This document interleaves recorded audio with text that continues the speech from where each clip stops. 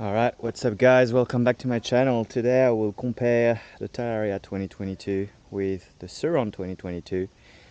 Now as you can see, the Talaria is missing the battery and the controller. It is being updated as we speak. I'm waiting for the shop to send it back, so this is not going to be one of those test ride, but more looking at both bikes and seeing what is different between the two. I thought I'd do that video because I just came back from a ride with the Surron, the 2021 Surron. It's a light BX, I believe. And the first time I rode this thing after the Talaria, I was like, you know what, this is actually quite nice. It's small, it's nimble, it does everything it's supposed to do on paper pretty well. And I was actually, you know what, it's been a while, I haven't ridden this. It's actually fun. But it's only fun when you do a little bit of it on the road. You know, maybe a very, very, very open, wide trail.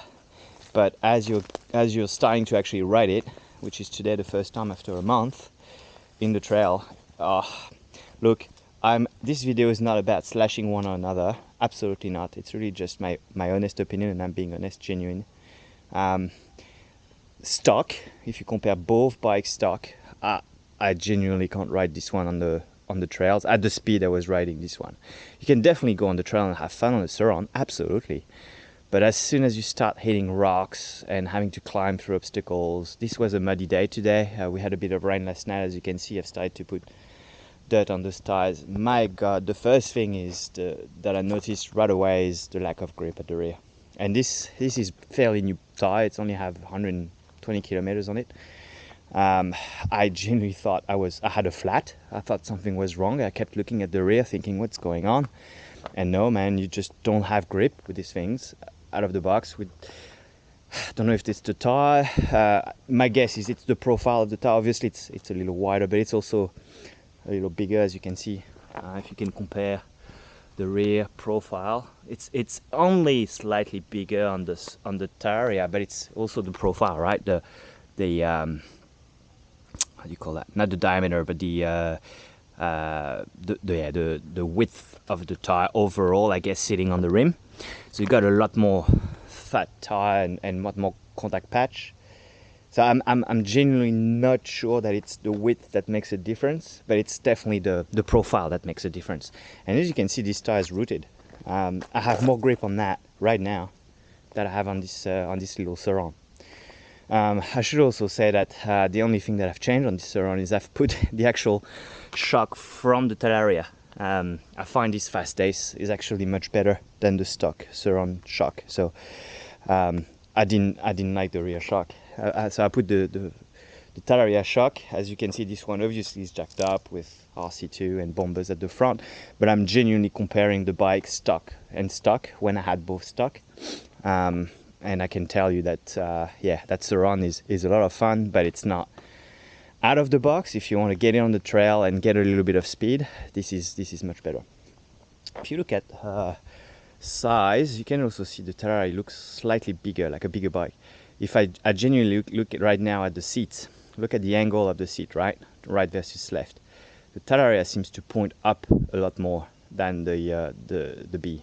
The B is a lot more flat. So the Talaria gives you a lot more height at the rear, especially. If you compare the bike, maybe side to side, it's slightly higher maybe at the battery cap, but the real difference is really when you sit on it, you sit a lot higher. And also I found the geometry on this frame being better. I've read on forum a few people saying the rake is not right, etc. I lose grip. That's not true. You get a lot more grip on out of that the Talaria stock. Once again stock with stock suspension and everything. What else? The other difference is on the Surron here, I put a chain kit. I ended up putting a Luna chain kit 219. As you can see here, I don't know if you can see the chain. I don't like it. The noise that this thing makes is unreal. But now I'm not talking stock anymore, so please don't. But listen.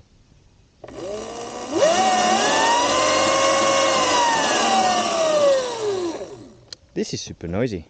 I genuinely put it on because I bought it a while ago, never got to use it. I thought I have a Surron, I may as well put it on. I'm going to take it off, and that's a shame because it's a big job doing that. You got to pull the swing arm apart, take the shaft, the sprocket off the shaft, pull the motor down, or unscrew the motors.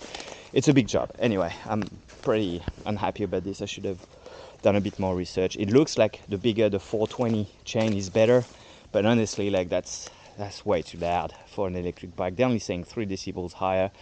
Nah, that's not 3 decibels, man. It's a lot higher. And at first I thought, you know what, that's cool. Coming from petrol bike, makes a bit of noise. Actually sounds like an engine. Once you're on the trails, you just don't want to hear that noise. It's just annoying. It's not a petrol engine. So if it was a petrol bike or the noise of a petrol bike, yeah, sure. But that pitch, high pitch noise is just not good. So dimension was obviously bigger bike, frame wise bigger, a bit. At least I feel like I sit a lot more at the front. I've got a lot more grip at the front compared to this bike. I've lost the front on this bike a few times. That's a shame because this suspension, when I jumped on it, thought, oh, you know what, it feels pretty good compared to the DNM I had on the Segway.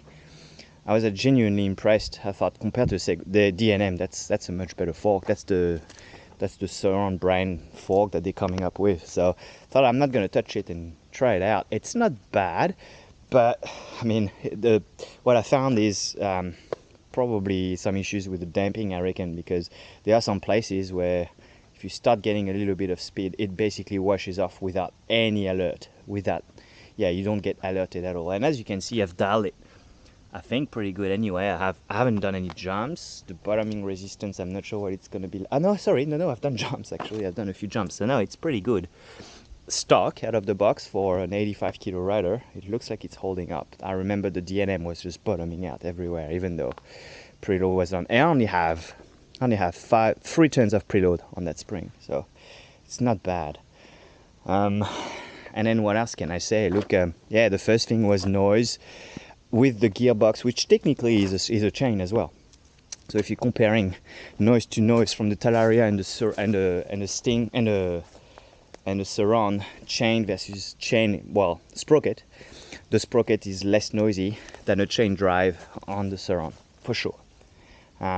So I'm actually going to go back to a belt on this and then compare the noise between the two. I'm expecting the noise to be a bit better. I've noticed on the Talaria, now I have about 400 kilometers on it, the noise is starting to get noisier, and that makes sense because I've already done 2 oil change on this. Parts are probably wearing out a little bit inside the gearbox, so it's getting noisier, but it's still better than a 219 chain conversion from Luna on the surron. And then I really like that front fender on surron. I was trying to replicate that on Talaria. Unfortunately, no, actually, e-bikes is coming up with a fender specifically for the Talaria now, so that's good. And then the last thing I'm going to say is actually 1 point for the surround. Those brakes are brilliant. But when I bought this bike, they obviously had aftermarket pads put on it, the Shimano. And on the Talaria, I haven't touched anything because I was pretty happy with the brake to start with, and they're the stock pads. So that reminded me, oh yeah, actually the Shimano pads are better. I need to change them. But you know what? It didn't really pop into my mind until I got on the surron, which means that they are quite good out of the box, really. And then the other thing I noticed when I pulled the 2 batteries apart, one next to another, that the Talaria battery is slightly bigger. Happy to post a video or a picture of it if you guys are interested in seeing that. So that's pretty much it, guys, for the comparison between the two. Surron out of the box, very fun bike, especially for smaller people, I would say, with less motorcycle knowledge, that just wants to, have air in their face and just ride around in the bush quietly and nicely. That's a great bike for that, out of the box. The Talaria, exact same thing, but if you actually have a bit more pace, it will hold up very well out of the box once again without any modification. And it feels to me more planted, it feels better geometry wise. It's got better steering angle. Another thing I noticed is battery as well. Just went for a short ride on this from 50% down to 38%. If I did that on my Sting, I would have only lost 10% probably max. So I definitely noticed a difference as well, battery consumption wise. That drains a lot quicker, that surround, which is interesting because you don't notice it until you actually ride both. And And that's a real comparison now. Exactly the same trail at exactly the same speed. Even I probably went slower on the surron, if I'm honest, and lost more battery on the surron. So another plus for the talaria in terms of battery capacity. That's it for the video today. Hope you enjoyed it, and stay tuned for more content.